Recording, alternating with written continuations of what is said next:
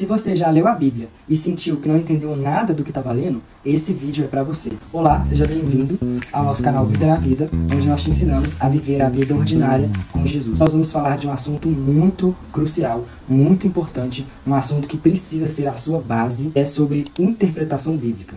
Nós vamos falar sobre como ler os textos, como interpretar da forma correta, o que o autor quis dizer com aquele texto, naquele tempo, naquela cultura específica, o que não fazer quando você lê um texto, também o que não fazer na hora de aplicar esse texto na sua vida. Eu vou te dar várias dicas sobre como ler a Bíblia com mais clareza. E a última dica foi a que mais me ajudou a entender como ter um relacionamento saudável com as Escrituras, como aplicar as Escrituras da forma certa.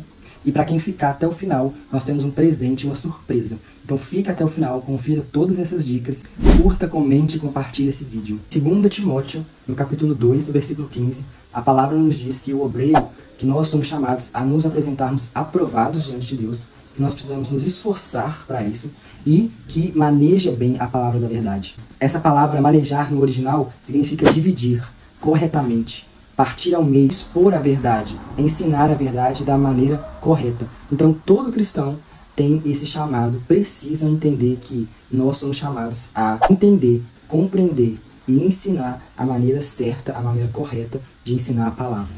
Não é para teólogos, não é para estudiosos somente, não é para pessoas que têm anos de igreja, anos de idade, são para pessoas comuns, ordinárias, que têm esse chamado de manejar a palavra da verdade. Então nós não temos desculpa para não entender, para não estudar, para não compreender da maneira certa e correta o que a palavra diz. Primeira dica é: abra mão das suas convicções pré-concebidas. Às vezes nós lemos a palavra de forma legalista, de forma a provar algum argumento, a opinião que a gente tem, que a gente construiu, que a gente foi ensinado, ou que foi nos forçado, foi imposto. A chave é que nós precisamos ler a Bíblia a partir de perguntas e não de respostas que nós já temos ou que nós achamos que temos. Deus é um Deus que se revelou para nós, para a humanidade. Então é óbvio, é claro que Ele ia dar o meio necessário para que a humanidade, para que nós o entendêssemos, o compreendêssemos da maneira correta, da maneira certa. Então, a interpretação, ela não é meramente um ato, mas ela é um caminho, ela é um processo. E aqui, de maneira bem prática, eu vou deixar na tela 5 perguntas para você fazer sempre que você ler um texto bíblico. Qual é o texto? A palavra sempre nos diz que o Espírito nos ensinaria todas as coisas. Então existe uma tendência que o próprio Espírito gera em nós, que nos atrai para um texto específico, para um livro específico, e que nós acabamos nos identificando com esse texto. O segundo passo é: o que esse texto fala? Qual é a forma correta de ler e de entender esse texto? Esse processo é o que a gente chama de exegese. O terceiro passo é: por que o texto está falando isso? Quais eram os motivos que levou o autor a escrever esse texto? Quais eram os valores, os princípios e o contexto onde esse texto foi escrito? Esse é o processo que a gente chama de hermenêutica.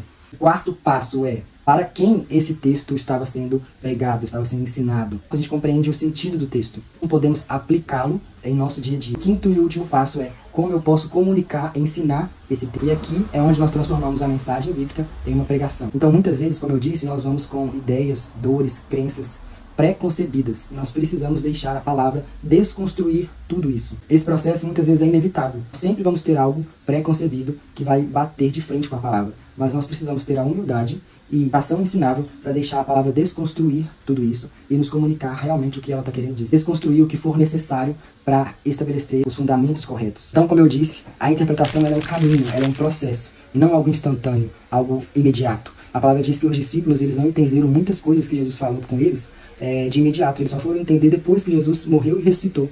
Então percebe que nem para eles foi um caminho rápido e imediato. Foi um processo de jejum, exigiu deles disciplina, exigiu deles confiança, exigiu deles fé, de mesmo sem entender, mesmo sem compreender, obedecer o Senhor, obedecer o que Jesus falou para eles. Porque que muitas vezes hoje nós temos tantas divergências teológicas, tantas visões, porque as pessoas simplesmente não estudam, não pegam para estudar, para ter disciplina, para orar, para jejuar, para buscar realmente a direção do Espírito, não estudam as línguas originais, não estudam, não comparam as versões das traduções, elas simplesmente caçam o versículo, se tornam caçadores de versículos para sustentar, para aprovar, para confirmar aquilo que elas já têm, aquilo que elas já foram ensinadas aquilo que elas acham que sabem, mas que não tem nada a ver com o processo de interpretação bíblica, não tem nada a ver com como os discípulos foram ensinados, foram vendo Jesus fazer as coisas, não tem nada a ver com a forma com que Deus mesmo escolheu para ensinar o homem. Pausa rápida aqui para falar que se você quiser saber mais, compreender mais sobre outros assuntos bíblicos, nós temos na bio do nosso Insta vários materiais gravados, gratuitos, também mentorias pagas para edificar a sua vida e te ajudar na sua caminhada com o Senhor. Lembrete, tem um presente para você que ficar até o final desse vídeo. A sexta dica é: entenda a história. Existe um grande abismo linguístico, cultural e temporal entre a nossa geração, a atualidade e a Bíblia, da época em que ela foi escrita. Uma boa e fiel interpretação, ela constrói essa ponte entre o tempo e os dias de hoje, a atualidade. Precisamos voltar naquela época, entender os costumes, o contexto, a língua, a cultura, para a gente realmente entender o real significado do texto. A Bíblia foi escrita em um contexto judaico, em uma cultura judaica. Ela foi escrita, ela é um livro do Oriente, sociedade numa cultura oriental, e não numa cultura ocidental. Então, pela própria forma de cultura, de tempo, de história, a forma com que um povo, uma nação interpreta e lê um texto é totalmente diferente, pode ser totalmente diferente da forma com que outra nação do outro hemisfério faz, interpreta e lê, às vezes, a mesma coisa. Podemos usar uma lente atual, nesse sentido, assim, uma lente da nossa sociedade, onde você viveu, onde você nasceu, desprezando toda a cultura, toda a história, toda a origem do texto. Por exemplo, naquela época, as pessoas interpretavam a Bíblia de várias formas. Normalmente, eram métodos mais literais e iam até métodos alegóricos. Com o surgimento do cristianismo e do Império Grego, surgiram novas formas de pensar. E essas formas influenciaram as pessoas, influenciaram a cultura, influenciaram a escrita. Por exemplo, o pensamento grego ele é muito diferente de um pensamento judaico. Os judeus, eles enxergam o mundo de uma maneira mais integralista, enquanto os gregos, eles enxergam mais o mundo, enxergavam de forma mais dualista. Muitos pais da igreja, eles foram influenciados por esse pensamento grego de dualidade. Então, muitas vezes, essa interpretação mais alegórica, ela requer uma atenção muito especial da nossa parte.